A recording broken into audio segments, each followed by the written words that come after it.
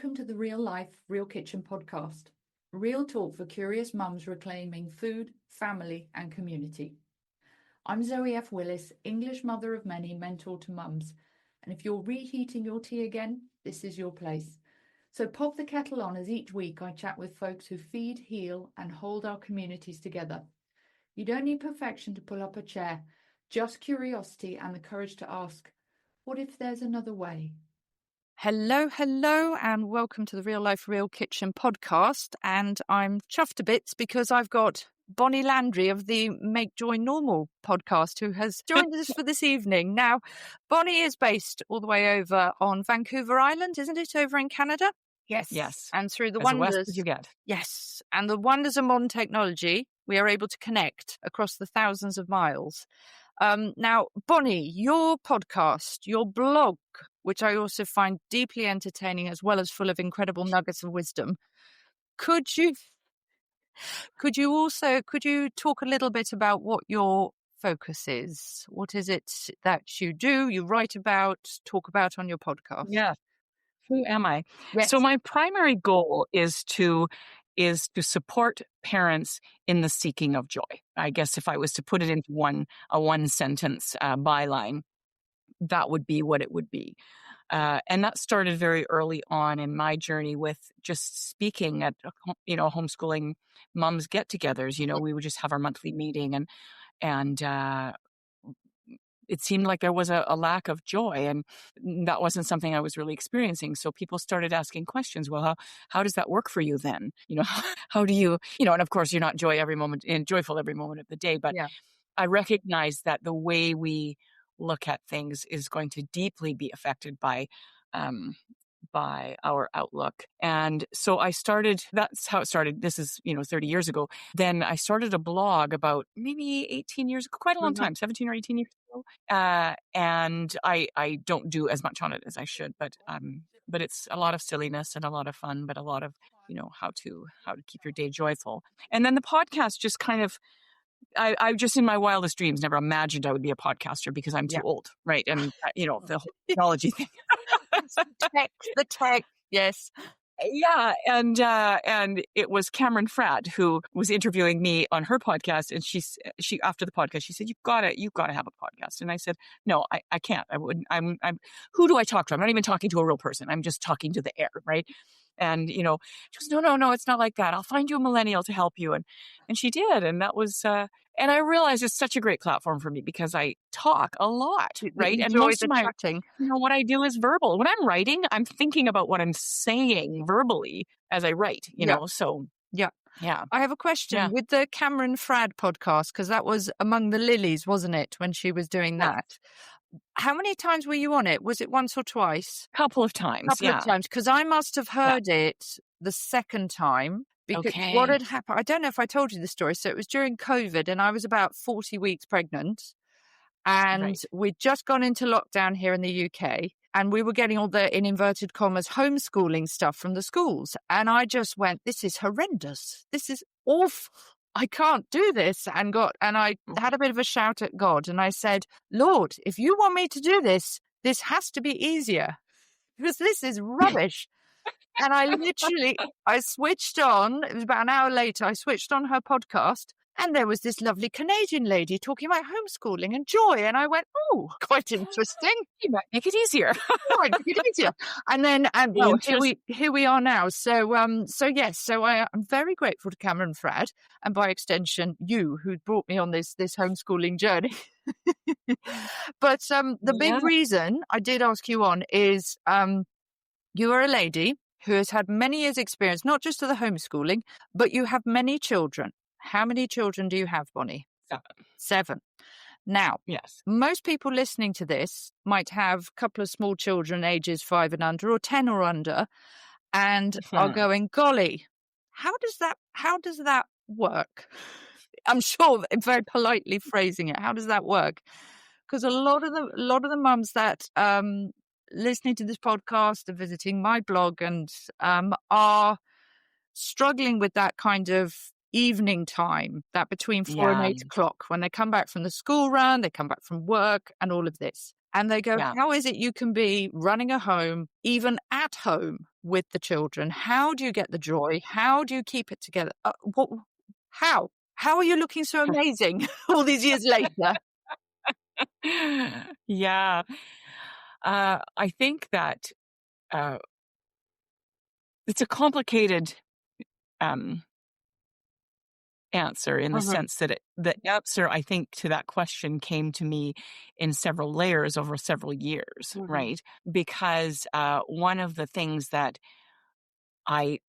when people started asking me how we do things, like how is it that I'm not butting heads with my kids and that sort of thing, how is it that I keep my energy up, and various other things, questions like that. At first I thought, well, it's because I don't use curriculum. That was my first thought, is because I wasn't an unschooler, but I definitely had, I was very child-led, right? It was we did a lot of reading together. And we covered all the basics. We did all of that. But I just felt that it needed to be very child-led, interest-led learning. And so I sort of thought that was the why. And then later on, I realized part of the why, a big part of the why, was because of our attitude about discipline, right? And I think this is really the crux of why my podcast took off, because I wasn't expecting that. I just thought I would have a very small audience, and it really took off. And it's because there's not that many voices out there who are saying, you don't really need to punish your kids for this and that and the other. This is normal behavior, and B, punishing them doesn't actually really get you anywhere. So in terms of homeschooling, I knew for sure that I was never going to homeschool with stars and stickers. And not that there's anything, don't get me wrong, there's nothing wrong with stars and stickers to acknowledge, work well done or whatever. But in the sense that I wasn't going to dangle carrots in front of them, like, if you do this, you're going to get this treat, or you're going to get this punishment, or whatever. I just wasn't into that. I just thought, I want education to be for its own sake, and that really, really matters to me. So, what does that look like? And I was successfully homeschooling that way. But there was kind of a back formation to my ideas of discipline. And around that same time, I came across Gordon Neufeld and people who were kind of in the attachment parenting world. And I realized that my attitude about homeschooling was also affecting my attitude about discipline, because it's all this. You're teaching your kids something. Discipline is teaching your kids something. So, or many things. Sometimes in, like how to personal hygiene, or how to be polite to an adult, or how to interact socially, or whatever. It's the same as teaching math or English or whatever you're teaching. It doesn't matter. It's just a skill or skill set. That's all. And so I thought, well, if I can homeschool without the bells and whistles, I can absolutely teach my kids the thing they need to know, how to be good humans, without the bells and whistles, right? And so that became the modus operandi, right? And of course, there were moments when I was reactive, and moments when I was ineffective as a parent, because I very elegantly put, ineffective as a parent. I need to use that, because there are moments when I lose my schmozzle, but I will stick with I was ineffective as a parent. That's very beautiful. And I was just talking to my daughter today. This is a bit of a segue, but we were in the car and we were just talking about sort of relationships and the kind of the life of a parent, which is, a giant guilt trip, right? And you, as a parent, you go through times when kids, as they get older, have times when they resent parts of their childhood, parts that, things you did, or things that you maybe was your family go-to, or whatever. They they kind of resent parts of their childhood. And it seems like most of them kind of get past it at some point. That's the experience that I've had. But it feels kind of cruel when you go through it the first couple of times. It feels like it's cruel for your children to criticize when they're, when they become adults, right? And I think a lot of it is because you're your hardest critic, right? What I remember the most is my bad moments, right? The moments when I freaked out, the moments when I lost it, the moments when I, was nursing a bad mood, the moments when I, it went head to head with my kids instead of just thinking, okay, they're just having a moment and I just need to let that go. Yeah. Right. It's not about me. It's, it's whatever's going on inside them. But that and I think overall that those weren't the moments. Like, I think that's, I was a pretty happy mom most of the time, but that's what I remember. Right. And that's what hurts my heart to think back on my, and that's my spiritual journey. I have to really think about that and forgive myself and forgive, that God forgives me. And, but it's one of those things that you carry with you so much guilt about, the mistakes you made. Right. Yeah. Because they can also feel, maybe intractable isn't quite the right word, but you imagine the worst. You imagine the scarring. I think our minds also automatically go to the horror stories of the trauma and kids who have gone through terrible abusive things. Right. And you sort of click into the worst case scenario. But interestingly enough, that I've screwed my kids up or whatever. Yeah, exactly. I've totally lost my temper. I've done X, Y, Z, and my children will hate me forever, and that's it. That's it. Yeah. But it's been interesting. There have been, I think I've heard it on your podcast, but also talking to others, and my own little experience is that's not what the children remember. I mean, I reflect back on my childhood, and I can't remember my, rage or fury. There were moments, but I can't remember that. And the days where I have lost the plot, been an ineffective parent, Bonnie. It's funny, but my children, at the end of the day, we'll do a sort of a family prayer time and a kind of, I suppose a little bit of a small examen, saying, I'm sorry that I've done this to somebody, or I'm sorry for my behavior, or blah, blah, blah, asking for forgiveness. And I'll say what I've done. And the children go, oh, okay. Or even I'll go, oh, I can't, I'm sure I did something today. I can't remember what. And the children are like, oh, we can't remember either. It's really interesting. And you go, oh, actually, not that it's letting you off the hook, because we want to try. We want to try. We want to keep trying and striving for that. Yeah. So I think that sort of to your question, how do you do that? How is that done? How is that even possible? And there's people who've obviously done things much harder than me, raised a lot more kids than me, or have closer together or whatever. That the capacity to say, okay, that was a day and it was bad and I was, an ineffective parent or happened, or the kids were obnoxious or whatever, that I have to let that go and we're starting new, right? We're just starting new.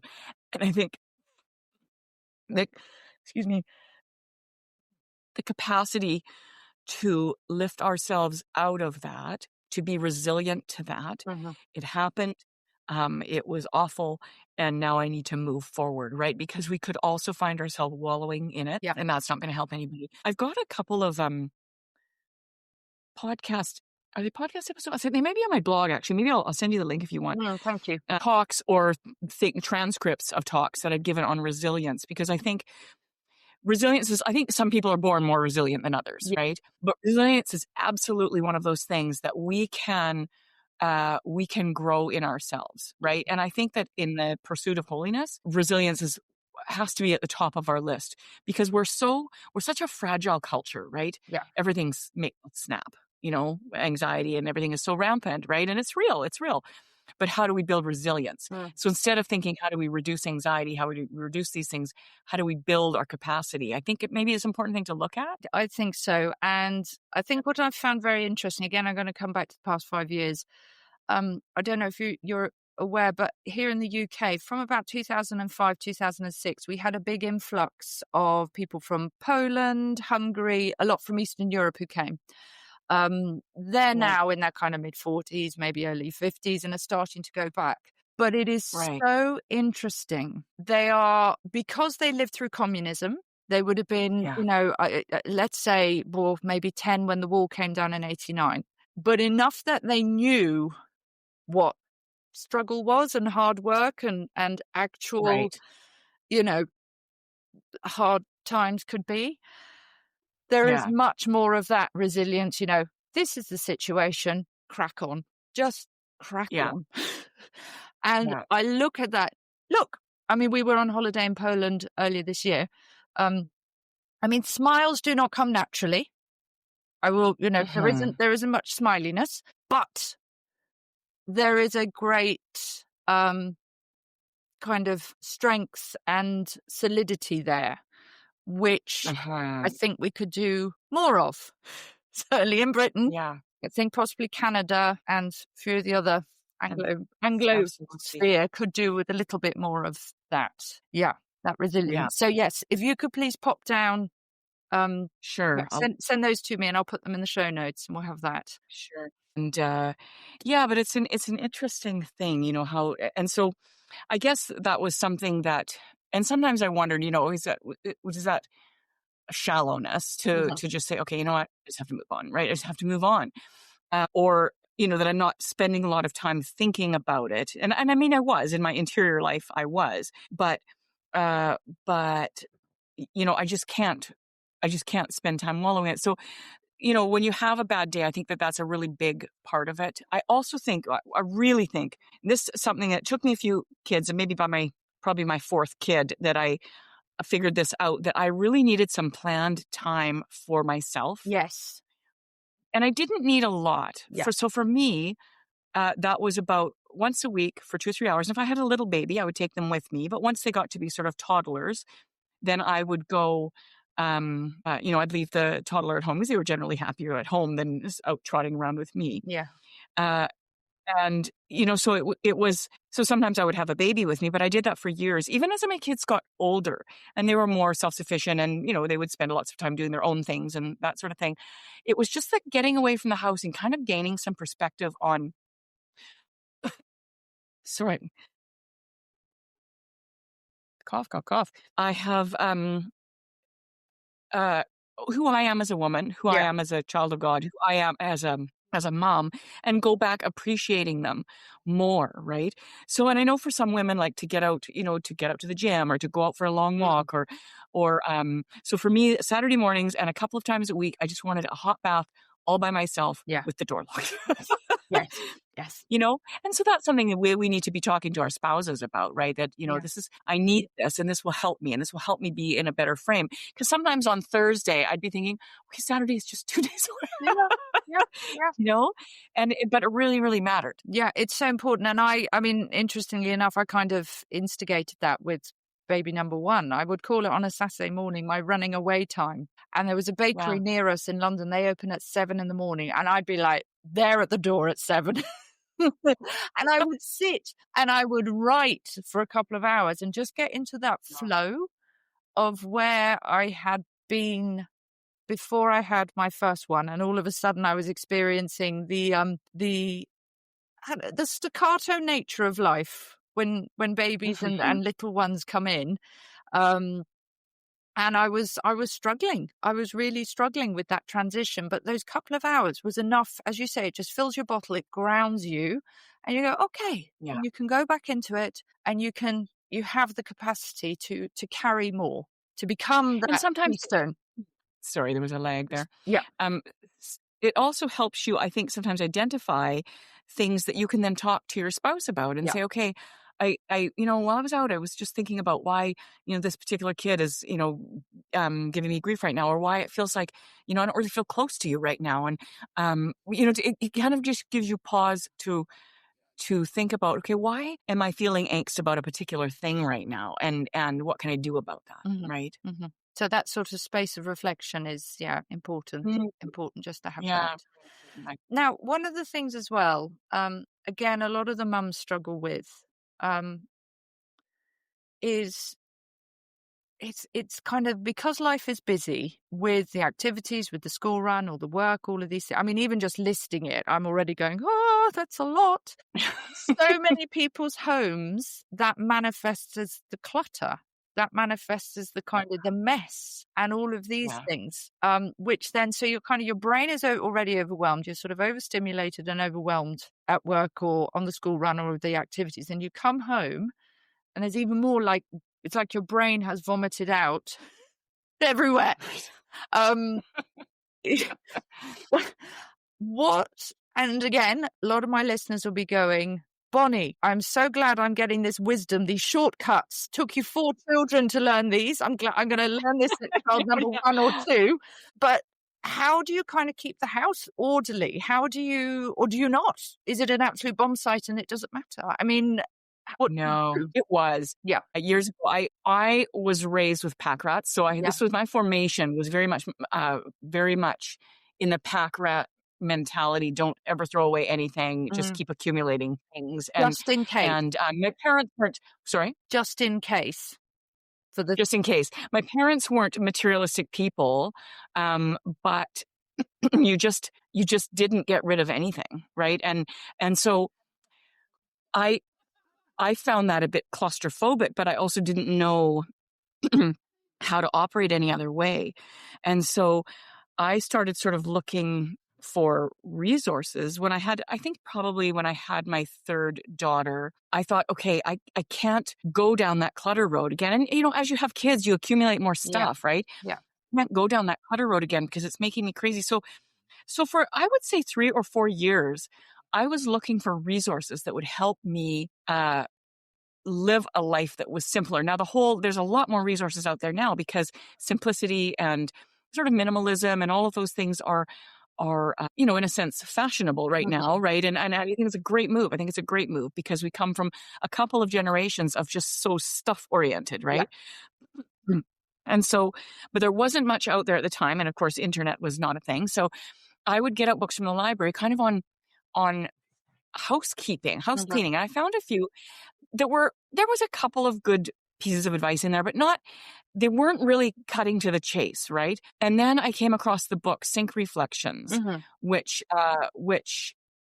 is, if you're familiar with it, Marla Silly is the author, and her whole thing is how to declutter your life like in 15-minute increments a day, right? And how to keep it that way. So instead of like trying to just do a massive clean, it's just, you know what? You just have to start with one thing and just plug away. Yeah. Plug away. Which is in contrast to Marie Kondo, because exactly. I remember reading her book, and I only had 1 child maybe at this point, and the whole kind of emptying everything. Yeah. And I remember just reading that and go, that sounds amazing. Wow. But not this season. We have a cupboard which is I call it kind of the cupboard of doom, where it's got like shopping bags and general kind of clutter, and it sat in there. Yeah. And I'd open the cupboard and I'd go, I really have to do something. Marie would not approve of her book being in the cupboard of clutter. And I'd close the door again. And so that was quite, beautiful book. And you felt sort of inspired thinking about it, but definitely not for when you've got a child, 2 children or more. Yeah. And it's interesting because like the whole method, now I used an edited, abbreviated method of the Marla Silly thing, and even now I still. Dinner's burning, the washing's multiplying, and someone's crying. It could even be you. If your evenings feel like survival mode, the Command the Chaos Mum Life Management Planner is your first gentle step back to calm. It's a printable 80-page guide and planner to help you reset your routines and breathe again without needing to become someone else entirely. Start your reset today. The link's in the show notes. I still do it to this day, right? It's just a way of sort of, because clutter will build up, even though there's just 2 of us at home. We're empty nesters as of, August. And we, but clutter still builds up, right? If you're not sort of constantly aware of how it's building up and constantly getting rid of the things you need. So, I still do that, but, I really appreciated her methods, but then not that long ago, maybe, I don't know, 8 years ago or something like that, I decided I would read the Marie Kondo book because it's something I talk about and, on podcasts and blog and with people. And I thought I should read it because I can see, like, one of my daughters who did not have children at the time, she was single, she did it. It was amazing to see how it transformed her life, right? I thought, okay, I think it'd be good to read it. And so I sort of followed her. You know, I'm somebody who I feel like has lived a pretty simple, decluttered life for many years, right? As simple as 7 kids allows you to, you know, because there's sports equipment and there's music and there's, you know, there's rubber lots boots, of stuff. so many welly boots. We're wintertime here, and I just go, how many? That's like a caterpillar of different shoe sizes. You know, one of those kind of primordial centipedes has taken over, and there's just wellies everywhere. It's bonkers. It's just bonkers, Bonnie. Yeah. Anyway, yes. Yeah. So yes, you accumulate quite a lot. You do. And so, but I went through her stuff, her method, and I got rid of a lot of stuff. Like, and I was kind of amazed. So, for example, like the dress that's been sitting in your closet that, you know, doesn't feel quite right when you put it on, but you hang on to it because you really love it, but you never wear it because it doesn't feel right when you put it on. So every time you put it on, maybe twice a year or something, you think, oh yeah, that's why I don't wear this, right? Where she's actually saying, no, like take all those things and get rid of them because they'll never feel right. You know, you'll never get that stain out. You'll never fit into that again or whatever. That don't keep that, or the thing, you know, things that people gave you, right? Sort of sentimental things. And I feel like I live a pretty decluttered life. And this took me kind of to a new level. So I think that in certain times of your life, it would be a very appropriate thing to do. Or if you said, you know what, like say you're homeschooling or your kids are in school or whatever, I'm going to take the next 6 months and that's all I'm going to do. I'm going to make a massive change in my life. But I would still say then read Sync Reflections because she's going to keep you there. Right. Just getting rid of stuff isn't enough. Right. Learning how to manage. Yes. And discern what comes in and out. But I think that's an important thing. Your observation about what stage of life, what season of life you're in. Because 8 years ago, your youngest would have been what, 10, 11 years old? 11, So you're at a point as well. You can have kind of conversations about what we're keeping and what we're not. Because when you've got the younger ones, that can be hard. That can be hard. No, this is my favorite piece of paper. This is my favorite glossy. Goodness knows this was in the recycling. This was in the recycling. How could you? And I must. Yeah, and you know, it's about coming back to sort of the running away time and feeling your energy bottles and trying your best to be an effective parent. I find those conversations are quite draining, and I become more of an ineffective parent. So yes, but I think the Marie Kondo.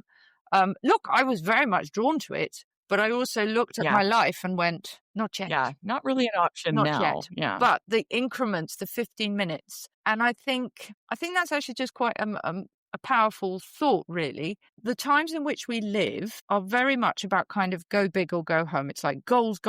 You succeed, you focus on a goal, and if you don't succeed, you've fluffed it. Right. Whereas the reality of motherhood, life, the home, when I say it's a marathon, I don't mean that. There are moments that are hard, but as you say, it's these kind of gentle increments. It's a much softer, gentler transformation. And coming back to the 15 minutes a day, doing that, getting into that habit, you can actually see huge transformation just reflecting on within a week, within 2 weeks, within 3 weeks. And you can actually have that progression, which I think gives people much more confidence because they go, I can do 15 minutes. That I can do. That is 10 minutes. You put the ticker on. That is something that is I can do in my life. These are little changes that over time but compound. And the confidence is a huge component of this, right? The confidence is we think, okay, this bathroom is decluttered, right? And that only took me, 5 15-minute episodes of, doing one drawer at a time or whatever. And then you think, okay, this is doable, right? Yep. And important, especially I think for the mums as well, the room or the space that you're in the most, which is often the kitchen. I think that's a really important space to have that discipline, that kind of focus where you are making sure the space that you are in is reflecting how you want your brain to be, because we have that, don't we? I mean, I'm thinking about kind of ecclesiastical architecture, of course, which I'm sure is where most people's minds will go. But if you think about going into some of these, some of the medieval convents and friaries, the spaces where the monks and the nuns were, or the friars were often very simple, very calm, very clear, because it meant that obviously their focus could be on God. But there was a beauty in that as well, in order to get them into the right frame of mind to have that relationship. And I think we need to sort of reflect on that as well for our homes. Absolutely. What is it we're aiming? Yeah. There's an interesting thought, because one of the things, like, as parents, we know that we deal with crises on a pretty regular basis. Like, if one kid gets sick, they all get sick, and you think, well, how could I possibly keep on top of something if, because it just goes to pot when we have a bad day, somebody gets sick or somebody hurts themselves, or I get pregnant and I'm, have morning sickness or whatever. There's so many multitudinous things that could happen that makes our day go sideways. And, when you have only little kids, your day goes sideways like every single day, right? But if you don't own a lot of stuff that you don't use, getting it back together isn't nearly as big of a burden. Yeah. Right? So for example, if you own one can opener, right? And you own, 2 whisks instead of 8, and 2 frying pans instead of 14, because we can get kind of crazy, right? And so if you, first of all, you can't get that backed up on dishes that need doing or whatever. Yeah. But it's just, so you open a drawer and you can actually see what's in it, right? You can see what's in it. Okay, there's the can opener, there's the whisk, there's the spatula, and there's some things it's worth having a couple of, but there's not that many things worth having 14 of. No, right? Indeed. Almost Indeed. anything. Yeah. Aside from maybe socks and pants, but that aside. Yes. Oh dear. Yeah, no, it's Yeah. true. It's just that kind of paring down. What do we need? What do we Yeah. use? And that's a really important thing. I was about a month ago, I finally sold my what do they call it? The KitchenAid. Those very nice looking retro baking things. Those. You can get them in all the colours. Yes. Go faster red, latte, electric blue, whatever you like. Yeah. Mine was about 13 years old, and I loved it. But I would look at it and go, I'm not baking at the moment. So I would put it in the cupboard. And then whenever I would do baking, it would come out the cupboard in this big palaver. And it reached a point I just thought, no, enough. I'm just getting a little hand whisk. Yeah. Because as beautiful as this thing is, there is there's also, guilt was too strong a word. Was it even guilt? No, it was like it was the shoulds. I should be baking more. I should be making bread. I should be using that and justifying the cost of it. So counter space. Yeah. They take up a fair bit of real estate, right? They do. And the dusting, the wiping. So it's all these things you need to factor in. I don't believe in, I call them tchotchkes. So anything that goes on a shelf that would involve dusting, I don't need that. I do not need that. That is. I think what's also happened. I was just thinking about your observation. We're going into a generational shift where people are having less. Clearer homes. There's less stuff in there. And I was suddenly thinking about how the Victorians had excess. It was all kind of frills and flounces and all sorts of things, and lots of clutter and dark colours and very heavy. And then I went, but they had staff. They had staff who could dust and clear and do all the twiddly bits. Yes. But we don't. I was just speaking at a in Colorado and Denver and this summer, and I brought up that exact point. The problem isn't that my house is so big. The problem is I don't have staff. But staff would be nice. That would be lovely. Yeah. That would be lovely. Then there'd be more twiddly furniture to keep them busy. But the reality is most people don't. We want a sort of Swedish or Japanese style, one wipe, job done, as you're walking past. Yeah. That's what I think most women today will find themselves in that situation. In order to keep the house in order and your own sanity intact, it really needs to be as simple as possible. Yeah. As lovely as the shabby chic is, but sometimes. Yeah.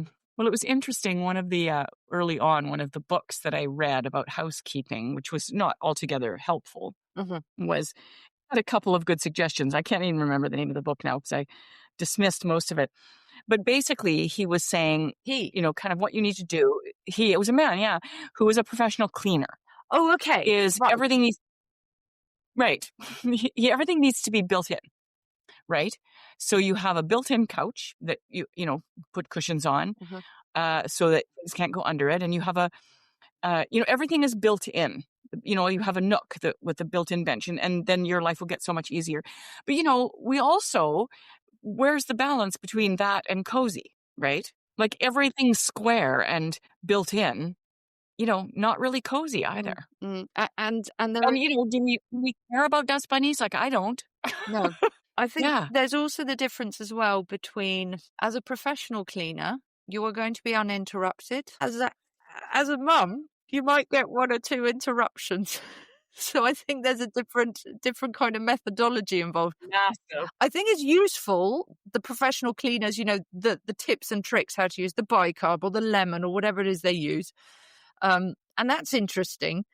But in terms of the systems, I'm not sure that that's necessarily so helpful. I had a conversation with a teacher, and they said, this was with homeschooling, and they said, why aren't you talking to teachers? Why aren't you getting more advice from teachers? Why do you think you can do this on your own? And I said, I was genuinely surprised. I said, but I don't need a teacher because I am not teaching 30 children in a classroom. Yes. If I was doing that, I would come and ask teachers. What I need are women who have survived a couple of decades of homeschooling with loads of children, put the food on the table, kept the house clean, kept the marriage intact, done all the things. That's what I need. And their children are educated by the end. That's the guide. That's the guide I need. So, it's interesting. At first glance, you go, so cleaning, he's a cleaner. I want to clean my house. He's a teacher. I am teaching my children. But actually, it's quite different methods that are necessary for our lives, and this comes back again to motherhood. That sort of that gradual growth. It's very organic, holistic, shall we say, Bonnie? Yeah. We were in Italy recently, and I met a British couple. They were about our age. We met a British couple while we were there, and we got chatting with them, and somehow homeschooling came up in the air, and she said she thought it was very interesting. She had one of her daughters was a teacher or something, and so she was, kind of making the comparison what that would be like to homeschool. And she said, so when you're homeschooling, who takes the small children while you're teaching the children? Wow. I said, oh, well, that would be me. That would be me juggling all of that. And I wondered if her next question would be, who comes in and cleans your space every day? Makes your meals? That would be me. That would be me again. That would be me. But it's looking at a problem. You just have to think differently. And it's also, I don't think, let's put it another way. People talk about freedom. They say, I want freedom. I want to do what I want. I want freedom. I don't want rules. Sorry, I'm being a little bit dismissive with my tone. Don't want rules, want to be free. But actually, when you have boundaries and when you have rules to a degree, and I'm not talking authoritarian, you're being absolutely crushed. That's not good. But there are boundaries and limits. The creativity that comes within that space is incredible. So coming back to the fact, right, I'm educating my children, but there are small babies or toddlers or whatever it is around. Or I have to work and I also need to be feeding the children. These are the limits. I'm going to somehow have to get creative within that. And that is not only a beautiful thing, but it gives you so much confidence because you go, oh, wow, I thought of that. I've created that. I have solved that problem. And it just lifts you. It just lifts you. Yes, you can go and listen to podcasts, go and read the books in order to get the solution that fits with your family. But it comes back to that giving women confidence again, giving mothers confidence again, that they can do things for them and their families. And it's amazing how that can come from restrictions, boundaries, and limits. And in that idea of restrictions and boundaries, it also takes us back to the very beginning of our conversation because, okay, how do you do it? One of the things that I discovered was I had to have 3 days a week at home where I didn't go out in the car. Yeah. And that made all the difference. When I defined that for myself, it was like, okay, now that's how I can keep on top of educating my children and making sure that the house is reasonably tidy and all of that, that I don't have to say yes to everything and I don't have to do everything that's out there. I can pick and choose. And so we kind of are victims to our activities and engagements and the things that we have to do. Here's just an example. Say you were going to make something for dinner and you don't have the ingredients for that particular thing. So you could run out to the store, or you could just say, you know what? We're going to have French toast tonight. Yeah.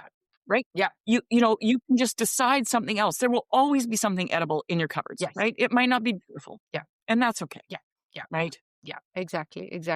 No, funny you should mention that, Bonnie. I have the Pantry Reset Challenge where you can let's hear about that. Stock up your pantry with vital things so that when you reach that point, you always will have something to cook.